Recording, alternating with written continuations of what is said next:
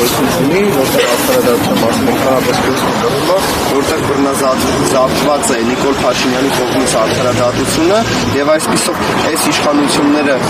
բոլոր կարմիր գծերը հատելով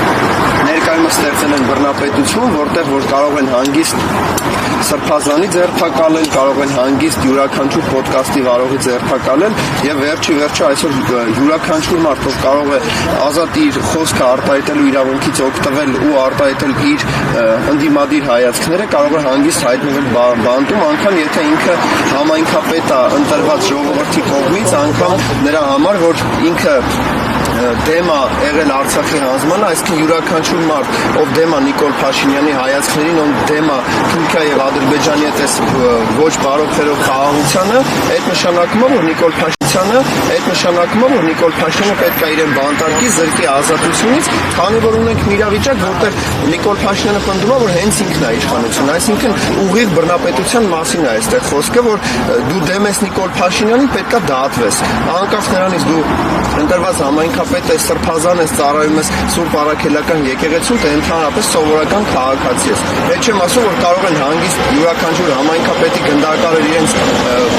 բակում ու ասեն, որ գիտեք ինչ կա, քաղաքական հայացքները տեղեկական նշանակություն չունեն։ Նույն պարագայում էլ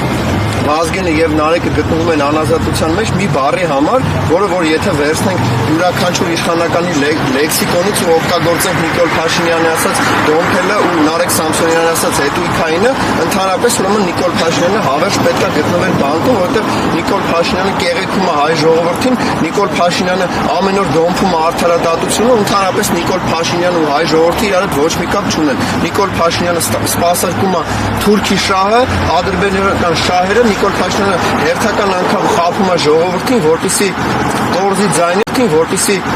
տորզի ձայներ կեղծի ընտրությունները, որ եւս 5 տարի ինքը կոտորի, կործանի, հանձնի ու հարստանա։ Նիկոլ Փաշինյանը ուղղակի թալանի հոմանիշն է, Նիկոլ Փաշինյանը Թուրքի հոմանիշն է, Նիկոլ Փաշինյանը պետք է հեռանա, որպեսզի լինի արդարադատություն, լինի ժողովրդավարություն ու վերջի վերջո Նիկոլ Փաշինյանը եթե չհեռանա, չի լինի Հայաստանի Հանրապետություն, ինչպես հիմա չկա Արցախի Հանրապետություն։ Դուք ինչ ակնկալիքներ ունեք ԵՄ դեսպանից։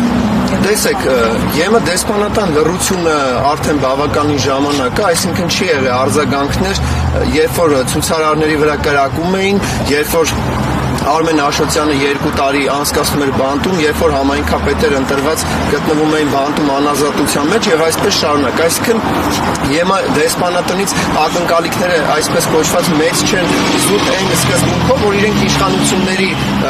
ուղիղ աջակցությամբ են նաեւ լիքը գործեր առաջ տանում ու վերջի վերջո այն լռությունը, որ Նիկոլ Փաշինյանի իշխանության ժամանակ ինչա կատարվում, ուղիղ նրա մասին է, որ Նիկոլ Փաշինյանը հետ իրենք հաշտ են։ Նիկոլ Փաշինյանը հետ իրենք համերաշխ աշխատում են ու վերջի վերջո գալու է ինչ-որ ժամանակ, որ իրենք պնդելու են, որ իրենք մեղավոր չեն, իրենք չեն իմացել, իրենք չեն տեսել, իրենք չեն հասկացել ինչա կատարվում եւ այսպես շարունակ։ Այսինքն հենց լինի իշխանափոխություն, բնականաբար ԵՄ դեսպանատունը ավելի արագ կարձագանքի։ Մինչև Նիկոլ Փաշինյանի իշխանության գալը,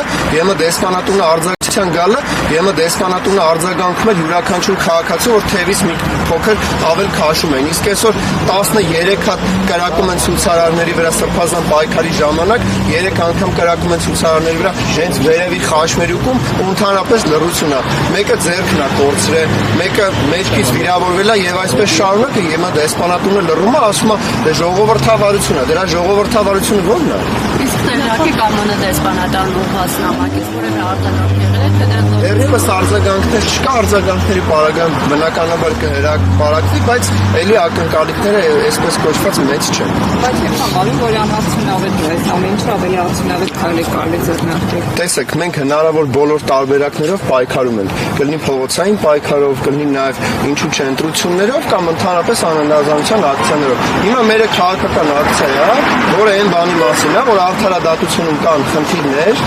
արդարադատության նախարարի հետ կա խնդիրներ ու իշխանության հետ կա խնդիրներ։ Կան խնդիրներ այն մարդկանց մասով, ովքեր որ բռնաճնշումների արդյունքում հայտնվում են բանտերում ու մենք չենք կարող լռել։ Իշխանության ներկայացուցիչները այդքան արդարադատության նախարարը ասում է, որ Հայաստանում կազմակերպություններ չկան, այդ դեպքում դուք ում համար եք պայքարում։ մենք պայքարում ենք քաղաքբանտարկյալների համար այն սկզբունքով, որ ըստ իշխանությունների քաղաքբանտարկյալներ գիտեք քիչ կան, որովհետև իրանք մեղադրում են ինչ-որ բառապաշարի համար, օրինակ Նարեկ Սամսոնյանին ու Վազգեն Սաղաթելյանին, չէ՞, բայց իրենք ավելի վատ բառապաշար են, չէ՞, օգտագործում։ Հիմա դառնում է, որ եթե վերցնենք իրենք քաղաքբանտարկյալներ չեն, ուրեմն պետք է բանտարկի նաև Նիկոլ Փաշինյանը, Ալեն Սիմոնյանը, Ռուբեն Ռուբինյանը եւ այսպես շարունակ, որովհետև մեկը ասում է լեզուտ կգրեմ Էդգար Ղազարյանին, մյուսը ասում է դու նրան մի դոմփի, նրան դոմփի եւ այսպես շարունակ։ Այսինքն Նարեկի ու Վազգենի դեպքում Ալեն Սիմոնյանն է հաղորդում ներկայացրել, դուք պատրաստվում եք իր դեմ հաղորդում։ Ալեն Սիմոնյանի դեմ հաղորդում ներկայացնելու իմաստը չեմ տեսնում զուտ այն սկզբունքով, որ Ալեն Սիմոնյանը հիմա Նիկոլ Փաշինյանից հետո երկրորդ մարդն է ու դավաճանական խունտայից, այսինքն դուք ոնց եք պատկերացնում արդարադատության նախարարը վերցնելու Ալեն Սիմոնյանին կալանավորի կամ չգիտեմ ինչ սկզբունքով ենք մենք նայում դրան։ Այսինքն այս ամենին վերջնելու համար դուք իշխանափոխություն միանշանակ նախ իշխանափոխությունը պետք է լինի մեկ գաղափարական սկզբունքով, պետք է բոլորը համախմբեն Նիկոլ Փաշինյանին հեռացնելու շուրջ, ոչ թե հավաքվեն ով ինչքան ձենա տանելու, ով ինչքան շատ է հավաքելու, ով է վարչապետի թեկնածուն, այլ պետք է վերջի վերջո ժողովուրդը համախմբի այն ուղղության շուրջ, ովքեր որ ունեն մեկ գաղափարական տեսլական, որը Նիկոլ Փաշինյանը հեռացնում է։ Դրանից հետո կլինեն ժողովրդավար թափանցիկ ընտրություններ, այդ ընտրությունների շրջանակներում արդեն փողոցային պայքարի իմ կարծիքով եւ իմպիչմենտն է լավ տարբերակ եւ փողոցային տարբերակը, որովհետեւ փողոցով եկած Նիկոլ Փաշինյանը բոլոր տարբերակներին տիրապետում է, բայց եթե լինի համախմբում համաժողովրդական շարժում, ինչու չեն նաև ճնշումներ, որպեսզի լինի իմպիչմենտ, հաշվի առնելով, որ քվորում 3 չեն կարողանում ապահովել, այսինքն բնականաբար խժդժոցներ կան նաև իշխանական պատգամավորների հետ կապված։ Պետք է ուղղակի ճիշտ աշխատել, թիրախային աշխատել ու ժողովրդի հետ ճիշտ թիրախավորված աշխատել, համախմբել ուղիղ մեկ գաղափարի շուրջ, ոչ թե ասել մենք ավելի լավն ենք, եթե մենք անք ավելի լավը կլինի, այլ պետք է այն գաղափարը լինի, որ հեռացնենք Նիկոլ Փաշինյանին, հետո ավելի լավ կլինի, հետո կլինի խաղաղություն, հետո կլինի ավելի լավ ծրագրեր, հետո ժողովուրդը ավելի լավ կապրի ու վերջի վերջո չեն լինի բռնաճնշումներ ու տուգանքի մատերիալ չեն դառնա հայ ժողովուրդը ընդհանրապես։